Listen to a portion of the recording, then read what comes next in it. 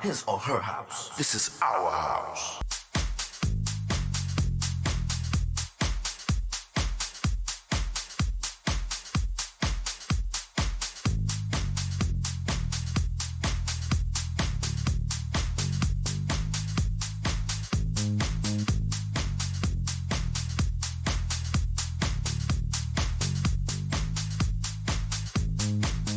Hello, everyone. My name is Tyrone Lowe. This is my show, The Legends. I want to thank everybody that actually subscribes to my show and show me love. I thank you guys. Without you guys, my show wouldn't even exist. And I thank you guys more. So today on The Legends, I have somebody that's actually a DJ. He's been around for a while and he's doing some things. So I give to you in the house of the legend, DJ Derrick Smokin Jones. What's going on, dude? Hi, a lot, man. But I'm doing great. How are you, Tyrone? And I'm hanging in there, man. My Appreciate condolence to your wife and you know, Yeah. to the little situation happened this morning, and for my family to yours. So what we're going to do, we're going to talk about you and tell the viewers a little bit about yourself and where you're based at. Well, I'm out of I live in obviously the ATL from one of my backdrop there, but I'm originally from Chicago, born and raised. Um, I've been in house music since 1983, 80, about 83. I want to say 82, Okay. 83. Mm-hmm. I've been playing records since I was 11. I was one of the original DJs on Chicago Track Records. I did stuff for DJ International. I put my first record out on Rockin' House Records out of Chicago. So, Mm-hmm. and in Chicago Tracks, of course. So Chicago Tracks and DJ International were two of the biggest house labels coming out of Chicago at that time. That was breaking house music, which really put house music on the map in Chicago. We were those guys that were in our basements and bedrooms, I can identify with that. Yes. working on floor tracks and trying to, compete and, you know, also working with the soulful sound back then of, New York. And, they said Chicago was real tracky. So we were, we were just that hard four on the floor, boom, boom, boom, Right, boom. right, right. Before we forward, I want to give a shout out to DJ Punch. You know, Absolutely. real nice dude, and I just had to do that. So Derrick, house music. I mean, what kind of vibes does it give you to really give up the energy to your audience? Okay. Repeat that for me one more time. I'm trying to understand it. Okay, what I'm saying to you is that house music itself, when you actually playing out there and you're giving off a vibe, what are you looking for as far as response from your crowd or your floor? Well, for me, it's when I started doing it in the beginning, I work with I was mentored under a couple of one legend, that passed away, which was our Ron Hardy here. He Hmm. was, equivalent to Frankie Knuckles if people know about him. Hmm. But it was taught from what I saw and what I carried over into me was a ministry. I would go Hmm. out on my dance floor and I would walk through the crowd and talk to people and, tap hands or whatever and get a feel for what people were going through, Hmm. were hurting or suffering or they lost somebody they were going through. It was, when I got up there, I put on, I guess, my virtual robe, if you will, and I played songs that spoke to their spirit, and Right. I would watch them cry or hold on to a subwoofer and just lay into it. And he'd be like, man, how can they be laying into that bass pounding like, Wow. Wow. you know, Wow. it Hmm. was, it was for me spiritual. And that's what I look for. I look for that for my people, that stress relief. I want to be that minister more so. And that's Right. Right. that's the house side, the techie side of me. I look for that jumping up and down, high energy, pumping, yeah, type of situation. So Uh, Were you any residencies that you actually was Yeah, involved with doing your yeah. craft? Well, back in the day, we had a club called Cop Her Box Two, and it wasn't spelt the way it sounded. It was like kind of a sexual thing. Cop Her Box. So Okay. yeah, it was Copper Box Two, Copper Box Two, and I stayed there 5 years, and I met a lot of legends there. I met George Clinton. I met, uh, the one of the owners was the one of the trumpet players from Earth, Wind, and Fire. You know, Okay. so we managed to meet a lot of entertainers and fabulous DJs.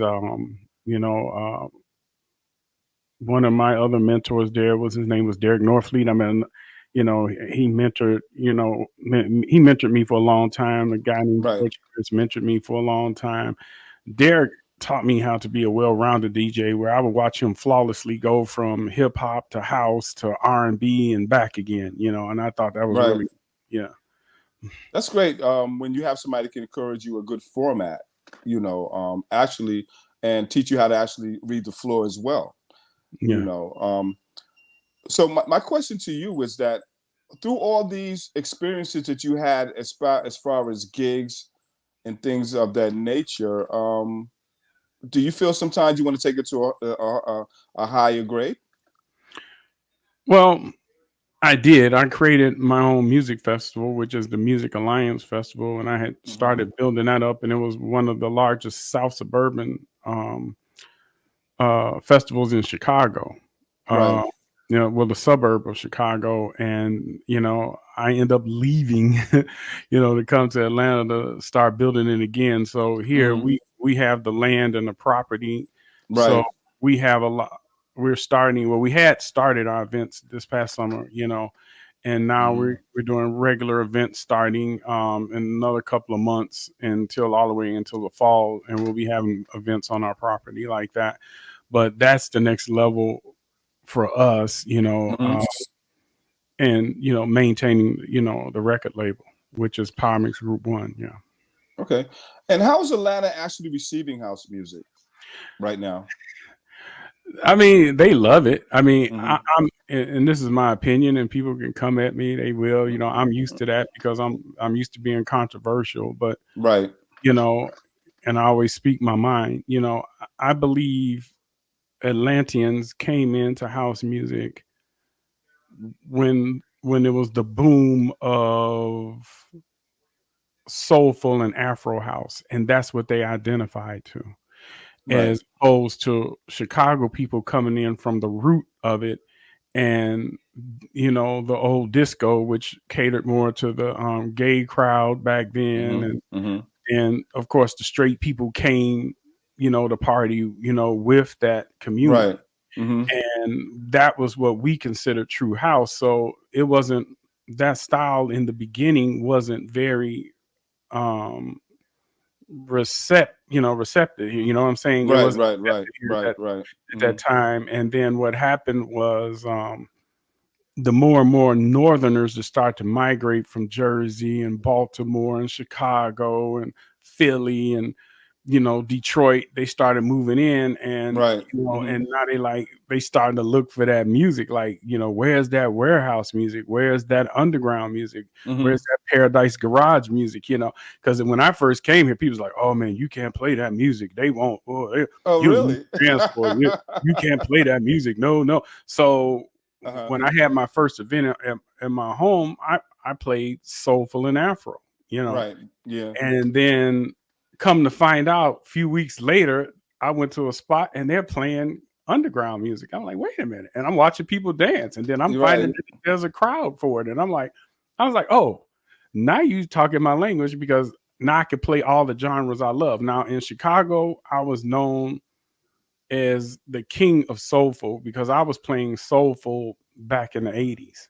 I Right. just love that smooth. I like bass Yeah. lines and strings and sexy stuff, and I played that forever, and then I got into Afro, but you know, it's that thing where your roots always call you back, and you say, "Man, I got to go back to that 4 on the floor preaching, gospel-y, you know, punch in the chest, like here it is." Yeah, you know, like music. Yeah, I can identify with that. Before we get into the production side of you, we're going to play one of your tracks, and then we're going to talk about some production that you actually, you know, that you've actually acquired through your journey. And so we'll be right back, and stay tuned, and see you guys in a minute.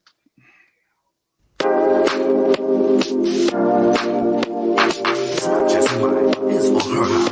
This is our house.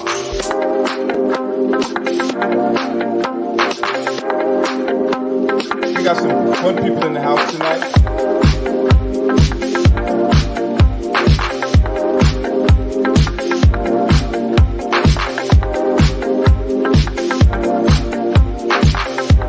This is our house.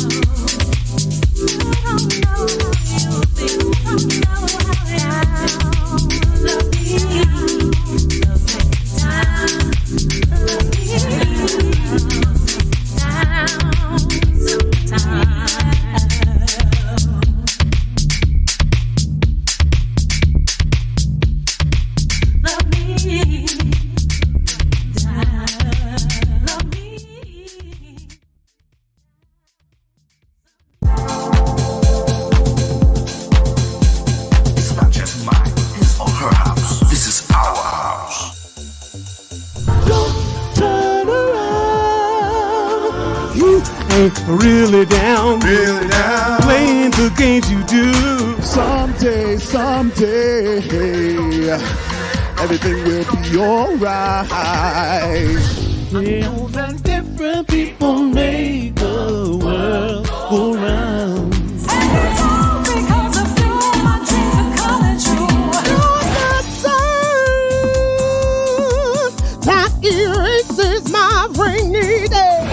Right now, I don't care who's watching.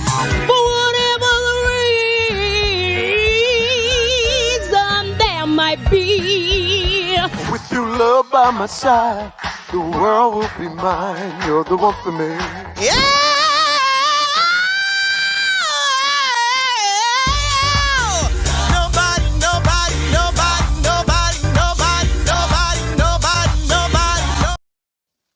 And we're back. My name is Tyrone Lowe. This is my show, The Legends. In the House of the Legends, I have DJ Derrick Smokin Jones.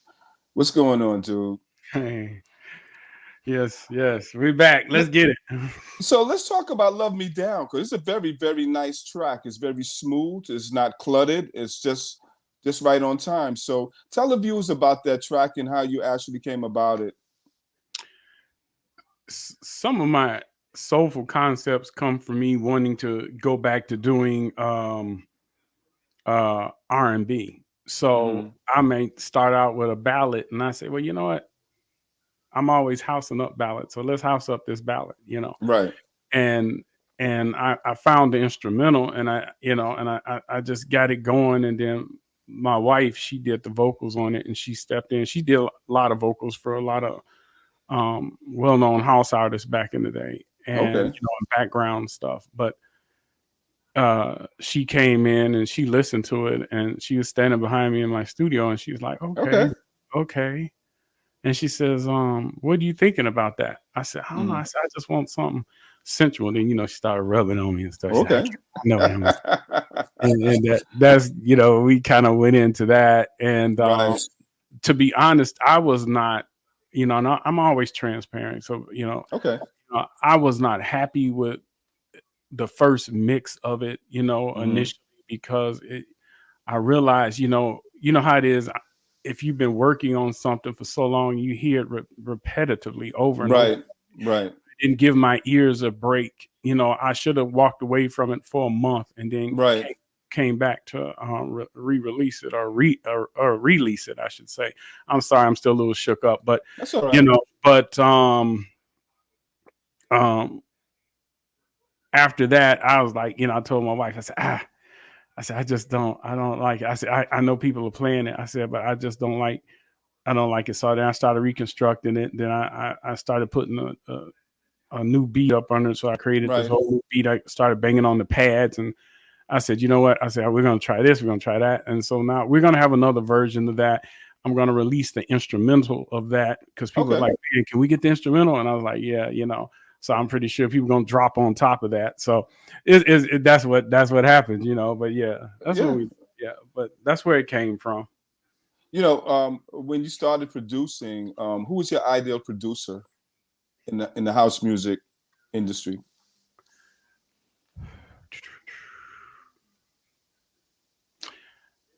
I would have to say Fingers Inc. was one of my influences, because they, you know, Mr. Fingers. He was on Track. He's on Track Records. Yes, right. Yeah, because so was I. Yeah, so he was one. Right. Larry Heard. Larry really pushed that 4/4 for me. You know, and you know, I liked his style. Like I said, I like that sexy smooth. You know. Right. You know, with Mystery of Love and you know, joints like that came out. One that Queen Latifah did. People don't even remember it, but she did a sexy one called "My Name Is Latifah," and I can't find it today, and I'm losing my mind for it. But you know, just people like that is what inspired me. And ironically, my first song that I put out was nothing like my influence was. It was you know, which was what was the name of that track? I did it. That's a shame. Your first one, Homeboy. It was called Homeboy. Right. And I released that on Rockin' House Records in Chicago at the time. Yeah. You know, for right now, Punch is really influencing me as far as his tracks is concerned, because they're the type of tracks that you actually, when you're putting on your floor, that they're actually going to steady just keep going to, and it has a consistency to it, you know. And like I said, shout out to him, man, because he's that dude. You know what I mean? Yeah. We're working on some things together. You know, he's man, just got to come in your lab and sit down and get some stuff done. And he's did some nice remixes already, and there's a couple I got to tweak just a little bit, because that's my other background, you know, is recording and sound engineering. I went to Columbia College for that, and I took a minor in radio and acoustic design. And then I did, you know, straight engineering at that point, engineering, mixing and mastering. I'm a part of EARS, which is an engineer type club, you know, engineering audio. Yeah. So if you guys need some mixes and mastering, hit me up. I sure will. Oh, okay, then there it is. You know, I do remixes too, man. I do it all. I'm around the board, man. I do it all, actually. Sometimes I say to myself, I do too much. Yeah, but Punch is my dude, man, and Mhm. a high energy DJ. He loves what he does. Yeah, he I, does. I, Very, I'm very yeah, consistent. yeah. Yes. I'm very laid back about what I do. I was always criticized for not being a in your face DJ. A Right, lot of right, right. the veterans that I came up with that are well known, like the Farley Jack Masters, the Terry Hunters, friends of mine, Hmm. Marshall Jefferson, all these guys. Right, Yeah, and I was never that, yo, here I am, I'm in the club, right. what's up? Yeah. I was very humble, very laid back, very quiet, and still am, Okay. and you wouldn't know I was in the room until I had to play the box. I hear you. Derek, do you ever worry about competition Oh, out no, there? no, no. It, I get, to be honest, I do get angry a little bit, Hmm. because it seems like when people can't make it anywhere else, then their go-to is to be a DJ, Right, right. and I, think about it this way. Back in the day, you were called a disc jockey, and you played records, you entertained the crowd, and people looked at you. Hey, he was just somebody that played records. He was basically you were a Right. human jukebox. You weren't Hmm. really respected. My dad, rest his soul, he didn't respect it at the time until I started going on tour, and I'm buying high end cars and bringing lots of money home. And he's like, "Oh, you can make that DJ," you know. So it was one of those situations, and Uh-huh. then um, I don't like the Paris Hiltons doing it, and the Shaqs and the Snoops and the, Right, I right. mean, Hmm. and no offense to them, I think everybody should kind of stay in their lane. And everybody said, Hmm. well, anybody could be a DJ and anybody could do it, but some of these things have turned our industry into a clown show. Yeah, I agree with you. I agree with you on that. I do. I've traveled a lot. I've played a lot of venues and things of that. But when I look at how it is today, um, they don't look. A lot of DJs that I know don't look at it being recreational as and themselves being actually entertaining crowds like that. It got so political that I've withdrawn myself from the political stage of it and say to myself, this is my purpose in life. This is what I want to do for myself, and this is what I get a kick out of. You know what I mean? And all the other stuff that goes along with it, I really don't need. You know what I'm saying? I mean, for me, it's just there's a DJ, then there's a real DJ. I'm from the old school. The record pools. Reporting to the stations, feedback sheets, things of Absolutely. that. And we don't have that Absolutely. anymore. So a lot of these guys don't really appreciate the manual labor that we had to put in back in those days compared to now. You know what I mean? Yeah, you run into that at veterans versus I have three categories. I got veterans, newbies, and wannabes. Okay. And the veterans, they're very hardcore on where they came from. I carry 9 crates of records on my back with Okay, that's what a I'm broke talking leg. about. You know what I'm saying? And I remember them days going Oh in the yes, club and definitely. having my whole trunk of my car weighed down, taking in records to the club, trying to play every night because I had to have Right. everything. And splicing on reel to reels and all of that, doing Right. mixes and stuff. So, and then you got new guys that come in and they're like, oh, I could push a button, I could do this, and I've had guys Yes. screw all that. And I don't like, and I'm not against technology. Don't get me Right. wrong. Yeah. Yeah. I Yeah. love it. I don't want to go back to the rotary phone. Even though I know how to use it, I don't want to go back. Right. I Right. I like my CDJs and Hmm. my Denons and and all of those things and my mixer and stuff. Right. I mean, but coming from the knowledge that I have to where it is today, it's like Hmm. dope because some of the things that you could do, you can manipulate hitting a button, repeat, Most and definitely. Yeah. yeah, Most I'm definitely. not I didn't like the whole sync button thing, but I mean, to each his own. I mean, I'm not jealous or envious of any DJ out there. If you can do what you can do, do what you can do. Just respect the industry, respect the people that paved the way to allow you to even be doing what you're doing today. And I think a lot of newer DJs and wannabes don't do that. They feel like, I want to get where you are right now or within the next month, or it's not going to happen. Yeah, I don't care if you can play better than me or you. That doesn't concern me, because everybody has to, as my dad used to say, pull your own cart, or hook your horse to it. You know what I'm saying? So in other words, you got to carry your own weight. So if your crowd loves what you do, then that's your niche. You stay with them. If my crowd loves what I do, then that's what we're doing. Okay. All right. So it's been a pleasure to have you on my show, man. Thanks for being informative to my viewers, and this has been another T-Love video production, and you guys stay tuned for another episode. Thank you, man, for being on my show, and thank you for letting everybody know what it is. Much love. Thank you, Tyrone. All right.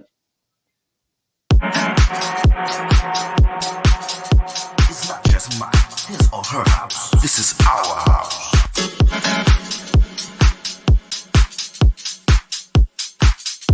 We got some fun people in the house tonight.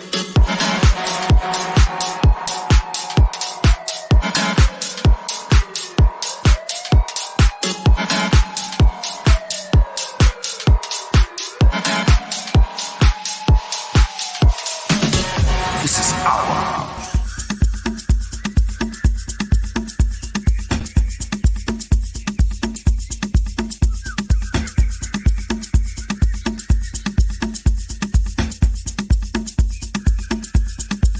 I met my ancestors, my beautiful, magnificent African ancestors.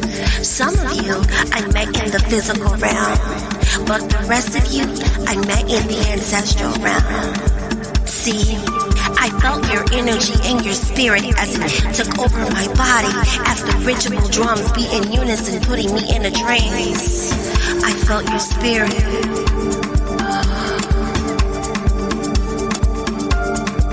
I felt your magnificent spirit as the drum consumed my entire soul.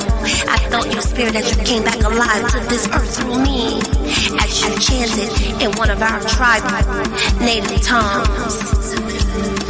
Sezanida, so no se tu umbayama, so no se tu yinyaniso, se kula wayo maimuye, e Africa. Our ancestors, our beautiful, magnificent African ancestors, the source of our benevolent bloodline, the rich and so pure, whose DNA flows deeply throughout our veins, whose DNA is responsible for our magnificent African kinky hair, whose DNA is responsible for our magnificent, beautiful chocolate, almond, copper, cocoa, honey, dipped skin that we're in. That was kissed by the sun, and that glistens in the moonlight. That melanin, that melanin, so rich and so pure. Melanin so powerful that it produces in different hues and different shapes. It's not just mine, his or her house. This is our house.